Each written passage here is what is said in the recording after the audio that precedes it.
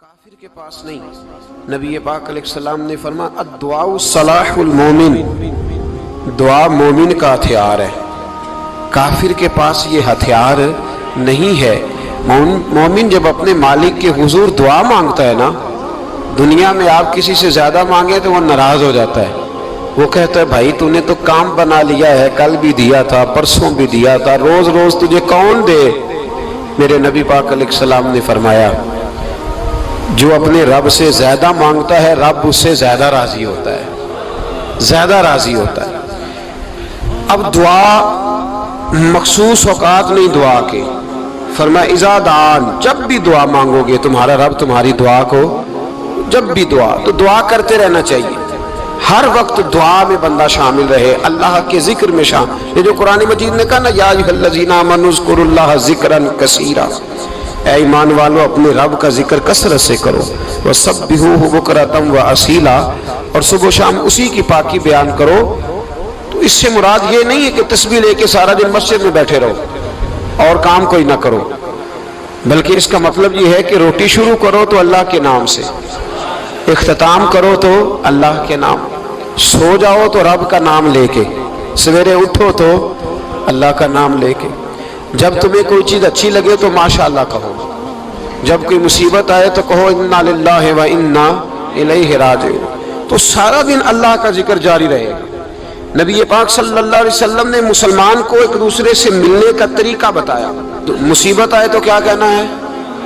صرف فوتگی پہ نہیں کہنا، اس کی وضاحت کر دوں، کوئی بھی الذین اذا اصابتہم مصیبہ، جب بھی کوئی مصیبت آئے اللہ کے بندے کہتے ہیں ہم اللہ کی طرف سے آئے ہیں اور اللہ کی طرف ہی ہم نے لوٹ جانا۔ تو میرے عزیز ہر وقت اللہ کا ذکر جاری رہے گا، ہر وقت زبان پہ رب کریم کا۔ دیکھیں نا نبی پاک علیہ السلام نے ہمیں ملاقات کا طریقہ بتایا۔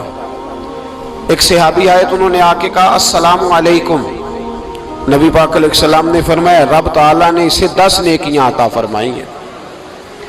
دوسرے آئے تو انہوں نے کہا السلام علیکم ورحمۃ اللہ، تو محبوب فرمانے لگے، امام بہقی نے اس کو لکھا ہے، محبوب فرمانے لگے رب کریم نے اسے 20 نیکیاں عطا فرمائی۔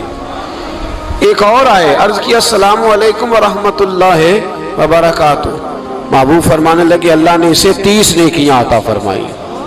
اچھا اس کا مطلب کیا ہے؟ السلام علیکم، تم پر سلامتی ہو، سادہ ترجمہ یہ ہے کہ تم سلامت رہو، تم سلامت رہو، ورحمۃ اللہ وبرکاتہ، تم پر اللہ کی رحمت بھی ہو اور اس کی برکتیں بھی ہو۔ وہ کیا کہتا ہے؟ وہ کہتا ہے وعلیکم السلام، تم پر بھی سلامتی ہو، ورحمۃ اللہ وبرکاتہ، اللہ کی رحمت ہو اور اس کی۔ یہ جو مسنون دعائیں ہیں نا جو حضور نے ہمیں دعائیں سکھائی ہر موقع پہ، ان کا کمال دیکھیے۔ اب ایک مسلمان نے آتے کہا السلام علیکم، اس کا مطلب کیا ہے؟ تم پر۔ اب وہ جھگڑا کرے گا اسے مارے گا، اس کا مال چھینے گا، اس نے تو آتے ہی کہا ہے تم پر سلامتی ہو۔ تو جو سلامتی کی دعا دینے والے ہیں وہ جیب تھوڑی کاٹیں گے، وہ غبن تھوڑی کریں گے، ڈاکہ تھوڑا ڈالیں گے۔ اسلام نے لفظ ہی وہ سکھایا ہے کہ فرمایا جب تم نے ملنا ہے تو تم نے دعائیں کرنی ہے ایک دوسرے کے لیے۔ اب ہمارے ہاں نئے نئے لفظ آ گئے، ٹیلی فون اٹھایا تو کہا ہیلو، اس کا کیا ترجمہ ہے؟ کون ہے؟ اس کا کیا ترجمہ ہے؟ جی جناب، اس کا کیا مطلب؟ ہم نے دیکھا بڑے بڑے سمجھدار لوگ السلام علیکم کی بجائے کہتے ہیں کیا حال ہے؟ بھئی کیا عجیب بات ہے، بھئی کیا حال ہے کا کیا مطلب ہوا؟ وہ بعد میں کرنے کی بات ہے۔ اور کچھ تھوڑا سا جو ادیب ہیں، جو بیچارے حروف کے پیچ و تاب میں رہتے ہیں، وہ کہتے ہیں آداب عرض ہے۔ وہ کیا ہوتا ہے جی؟ اسلام نے دعا سکھائی ہے السلام علیکم، یہ کتنی خوبصورت دعا ہے۔ جب آپ گھر کے اندر داخل ہوئے تو آپ نے دعا دی السلام علیکم، یہ دعا دی آپ۔ ایک صحابی حاضر خدمت ہوئے، عرض کی یا رسول اللہ صلی اللہ علیہ وسلم میرے گھر میں غربت رہتی ہے، کیا کروں؟ نبی پاک علیہ السلام نے فرمایا جب بھی گھر جایا کرنا گھر والوں سے سلام لیا کر، گھر والوں سے کیا کہا کر؟ السلام علیکم، جب بھی گھر جائے۔ یعنی گھر آیا، اب گھر والوں نے بتایا کہ ماچس کی ڈبیا تو لے آؤ۔ اب یہ دکان کونے پہ تھی گھر والے پہ، وہاں سے ماچس کی ڈبیا لے کے واپس گیا تو کہنے لگا السلام علیکم۔ پھر گھر والوں نے کہا ہو بتانا یاد ہی نہیں رہا، چینی بھی ختم ہو گئی ہے۔ تو یہ پھر گیا چینی لینے، لوٹ کے آیا تو کیا کہا؟ جب اللہ چاہتا ہے تو کہے، جب اللہ کے رسول چاہتے ہیں تو کہے۔ اس کا ترجمہ یہ ہے کہ تو کہہ، تو سلام لے۔ اللہ رسول چاہ رہے ہیں کہ تو سلام لے تاکہ تیرے گھر میں سلامتیاں ڈال دی جائیں۔ تو فرمایا سلام لینی ہے تو نے، اور ساتھ تو نے اس طرح کرنا ہے کہ 3 دفعہ سورۃ اخلاص کو پڑھنا ہے۔ امام قرطبی نے اس کو لکھا ہے۔ اس نے کہا حضور غربت بڑی ہے، غربت بڑی ہے تو کہ وظیفہ بتائیں۔ فرمایا جب بھی گھر جاؤ سلام لو اور 3 دفعہ سورۃ اخلاص پڑھو۔ وہ صحابی کہتے ہیں میں پکا ہو گیا۔ اب وہ کچھ دنوں کے بعد، کچھ عرصے کے بعد، کچھ مہینوں کے بعد واپس آئے تو صحابہ کرام علیہم رضوان فرماتے ہماری خواہش تھی کہ یہ کچھ بیان کرے، اب بتائے جو وظیفہ لے کے گیا تھا اس کا رزلٹ کیا نکلا۔ کہتے اس نے بڑی حیرت انگیز بات کی، حیرت انگیز عجیب انداز میں۔ کچھ لوگوں کا دل ہوتا ہے نا کہ مجھے ملے میرے پڑوسی کو نہ ملے، اور کچھ کا دل ہوتا ہے یار مجھے بھی ملا ہے اور الحمدللہ میرے پڑوسی کو ملا ہے۔ تو صحابی جب حاضر ہوئے تو صحابہ کہتے ہیں ہمیں تجسس تھا کہ یہ کچھ بتائیں، تو حضور نے فرمایا کیا حال ہے تیرا؟ کہا یا رسول اللہ کمال ہی ہو گئی ہے حضور، میں جب بھی گھر جاتا ہوں سلام لیتا ہوں اور 3 دفعہ سورۃ اخلاص پڑھتا ہوں، میں تو امیر ہو ہی گیا ہوں، میرے تو ہمسائے بھی امیر ہو گئے۔ کتنا پیارا ہے یہ جملہ، کتنا حسن ہے۔ اتنا اچھا لفظ کسی اور کے پاس ہے ہی نہیں جو الفاظ ہمیں ہمارے رسول نے عطا فرمایا۔ اس کو اپنائیے، اس کو اپنائیے۔ یہ الگ بات ہے کہ لوگ مطلب کے لیے سلوٹ کر لیتے ہیں بڑا سارا، لیکن مطلب کے لیے نہیں۔ جس کو جانے اس سے بھی سلام لیں، جس مسلمان کو نہیں جانتے اس سے بھی۔ تو نبی پاک نے ہمیں مسنون دعائیں سکھائیں۔ رات کو جب سونے لگے اللہ کے رسول صلی اللہ علیہ وسلم نے ہمیں دعا سکھائی۔ حضور نے فرمایا جب سونے لگو تو مسلم شریف میں فرمایا تم نے یہ دعا پڑھنی، اللہم باسمک اموت و احیا۔ تم نے کہنا اے اللہ میں تیرے نام پر مرتا ہوں اور تیرے نام پر جیتا ہوں۔ نبی پاک صلی اللہ علیہ وسلم نے ایک حدیث میں فرمایا کہ یہ جو نیند ہے نا یہ موت کی چھوٹی بہن ہے، یہ موت کا ایک حصہ ہے۔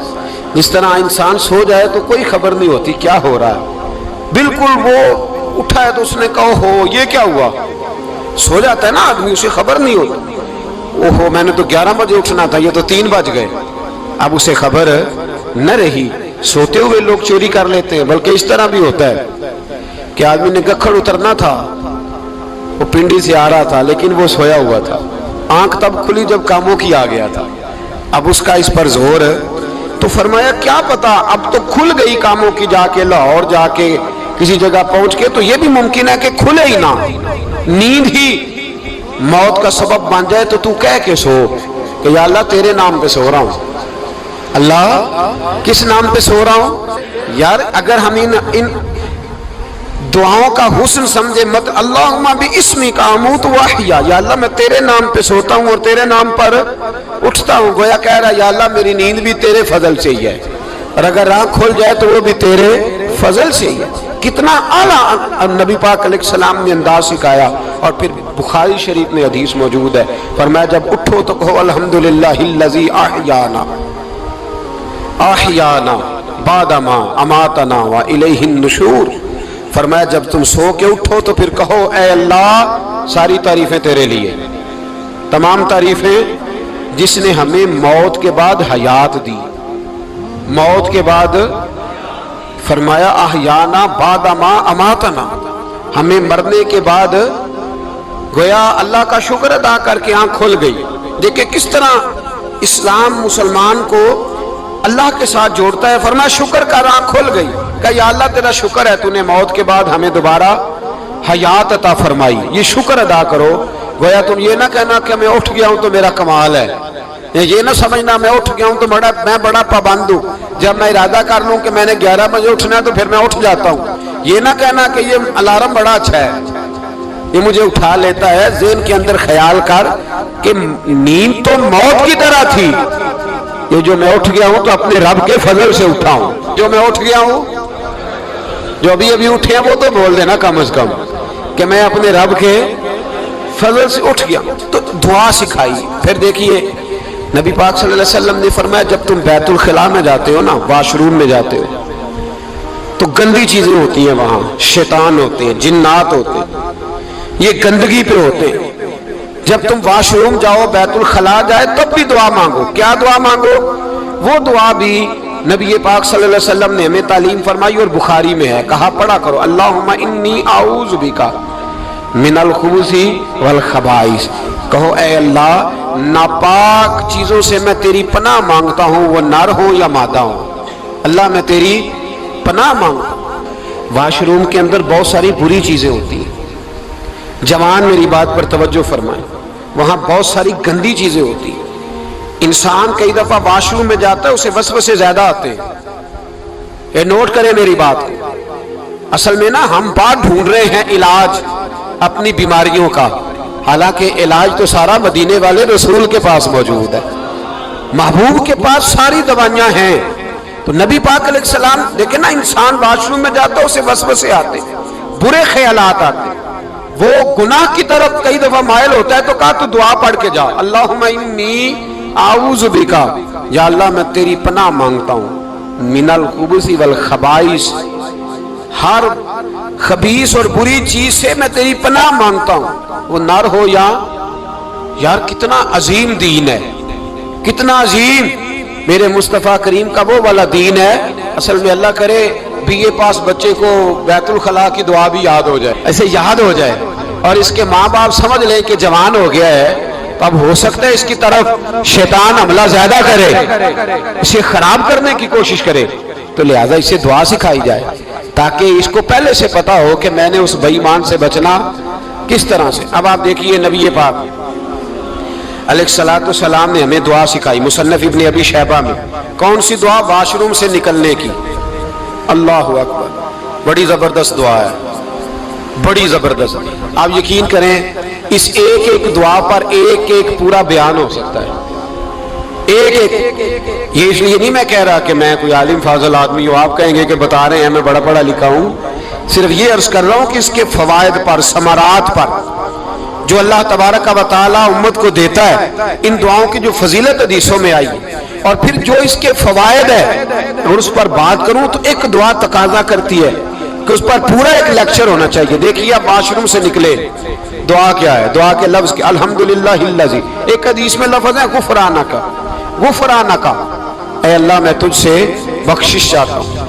اور جو مشہور اور معروف ہے مصنف ابن ابی شیبہ کی روایت، فرمایا الحمدللہ الذی اذھب عنی العذاب وعافانی، فرمایا اے اللہ تیرا شکر ہے، واش روم سے نکلا ہے تو کہہ رہا ہے یا اللہ تیرا شکر ہے تو نے مجھ سے اذیت دور کی، وعافانی، اور تو نے مجھے عافیت عطا کر دی، اذیت دور کر دی اور عافیت۔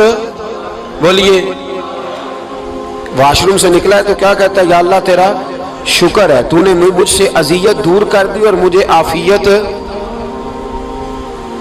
ڈاکٹر حکیم ہومیوپیتھک ایک چیز پر متفق کم ہوتے ہیں، پتہ ہے نا آپ کو، لیکن اس بات پر سب کا اتفاق ہے کہ اگر کسی کو قبض ہو جائے نا تو شاید 70 یا 72 بیماریاں لگ جاتی ہیں اس کو۔ اور جب آدمی کو قبض ہوتی ہے نا، پیٹ کے اندر فضلہ جم جاتا ہے، خارج نہیں ہوتا، اس کو اعصاب کی بیماری ہوتی ہے، اس کے ذہن پر اثر ہوتا ہے اس چیز کا۔ آپ یہ مت سمجھیں کہ کھانا کھانا ہی ایک کمال ہے، اللہ نے یہ بھی نعمت بنائی ہے کہ کھانا جب خارج ہوتا ہے تو وہ بھی اللہ کا بہت بڑا احسان ہے۔ تو فرمایا تو سمجھا ہی نہیں، اگر تجھے قبض ہو جاتی، تیرے پیٹ کے اندر وہ چیز جم جاتی، تیرے لیے کتنی تکلیف کا باعث تھی۔ ان لوگوں سے پوچھئے جو اس کے بیمار ہیں، اس کے مریض ہیں، وہ کتنی تکلیف میں رہتے ہیں، سر میں درد ہوتا ہے، سر چکراتے ہیں۔ ایک بہت بڑا روڈ ایکسیڈنٹ ہوا تو ڈرائیور سے لوگوں نے پوچھا کہ مسئلہ کیا ہے، تو کہنے لگا میں قبض کا مریض ہوں، تو میں کھانا کھا لیتا ہوں تو میرے ذہن پر وہ اس قدر زیادہ گیس کا غلبہ ہوتا ہے کہ میں سخت تکلیف میں ہوں۔ نبی پاک علیہ السلام نے ہمیں سمجھایا اور بتایا کہ سمجھ لو یارو، کھانا کھانے کی نعمت تو اللہ نے تمہیں عطا فرمائی ہے، لیکن کھانا کھانے کے بعد اس کا اخراج بھی اللہ کی بہت بڑی نعمت ہے، تو اللہ کا شکر ادا کرو۔ پھر جب آپ گھر سے نکلیں گے تو بھی اس کی دعا ارشاد فرمائی، بسم اللہ توکلت علی اللہ، اللہ کے نام سے گھر سے نکلتا ہوں اور میں نے بھروسہ بھی اللہ کے نام پہ کیا۔ جب گھر سے نکلیں تو کس کے نام پہ بھروسہ کریں؟ بولیے حضرت رابعہ بصریہ رحمت اللہ علیہا آپ تشریف لے گئی حج کرنے، جس دن واپس آئی اپنا اونٹ کہہ گئی جاتی دفعہ، کہنے لگی اللہ میں تیرے حوالے کر کے جا رہی ہوں، اور بسم اللہ توکلت علی اللہ، بھروسہ بھی تیری ذات پہ۔ جس دن واپس آئی نا اسی دن کسی نے بتایا کہ اماں آج ہی تیرا اونٹ مر گیا ہے، تو اونٹ کے سرانے کھڑی ہو کے کہنے لگی مولا میں تو تیرے نام پہ تیرے پہ بھروسہ کر کے گئی تھی، تیرے حوالے میں تو تیرے گھر گئی تھی۔ تو لوگ کہتے ہیں اماں کے منہ سے لفظ نکلے تو اونٹ زندہ ہو کے کھڑا ہو گیا، کھڑا ہو گیا ہوں۔ تو اماں کہنے لگی نہیں تمہیں غلطی لگی ہے، مرا ہی نہیں تھا، پہلے سے ہی موجود تھا، وہ اپنی کرامت بھی نہیں ظاہر ہونے دی۔ تو بھائی گھر سے نکلے تو کس لفظ پر کہ یا اللہ میں تیرے بھروسے پہ نکل رہا ہوں، میں اس کے دو فائدے ہوں گے، ایک تو آپ اللہ کی امان میں جا رہے ہیں، اللہ کی امان میں آ رہے ہیں، اور دوسرا جس گھر کو آپ چھوڑ کے جا رہے ہیں اسے بھی اللہ کی امان میں دے کے جائیں۔ تو کتنا لذت والی دعا ہے جو نبی کریم علیہ السلام نے ہمیں سکھائی۔ اب ذرا حدیث سنیں خوش ہو کے، دیکھیں حضور نے دعا سکھائی، فرمایا جب دیکھ لو نا کسی کو ہنستا ہوا، کیا کرتا ہوا؟ ماشاءاللہ آپ تو ہنسنے لگے۔ جب کسی کو ہنستا ہوا دیکھو تو کہا کرو اضحک اللہ سنک، یہ دعا یہ بخاری ہے، فرمایا دعا مانگا کرو جب کسی مومن کو ہنستے ہوئے دیکھو تو دعا مانگو اضحک اللہ سنک، اللہ تجھے ہنستا ہی رکھے، اللہ تجھے بولیے جل نہ جایا کرو کہ میں پریشان ہوں تو یہ ہنس کیوں رہا ہے، جھلا نہ کرو، بلکہ کیا کہا کرو اللہ تجھے ہنستا رکھے، اللہ تجھے۔ نبی پاک صلی اللہ تعالی علیہ وآلہ وسلم نے فرمایا، ترمذی میں حضرت اسامہ بن زید رضی اللہ تعالیٰ عنہ سے حدیث مروی ہے، حضور نے فرمایا جس نے کسی کے ساتھ احسان کیا اور جس پر احسان کیا، اگر اس نے یہ دعا پڑھ دی نا جزاک اللہ خیرا، تو فرمایا اس نے اللہ کی بھی پوری حمد کر دی اور محسن کا صحیح شکریہ بھی ادا کر دیا۔ کیا کہنا ہے؟ جزاک اللہ، اللہ تجھے بہترین جزا عطا کرے۔ اس کا ترجمہ کیا ہے؟ اللہ تجھے بہترین، کیونکہ حضور فرماتے ہیں من لم یشکر الناس ولم یشکر اللہ، جس نے بندوں کا شکریہ ادا نہیں کیا اس نے اللہ کا بھی شکریہ ادا نہیں کرنا۔ تو کیا کہنا چاہیے؟ جزاک اللہ خیرا۔ اور اگر اماں کہتی ہو بچوں کو انگریزی سکھانی ہے تو کیا کہنا ہے؟ پھر شکریہ ادا کرنے میں کیا کہنا ہے؟ Thanks, thank you. وہ خدا کے اس کا ثواب کتنا ہے؟ بولے انگریزی ایک زبان ہے، اس کو زبان ہی رہے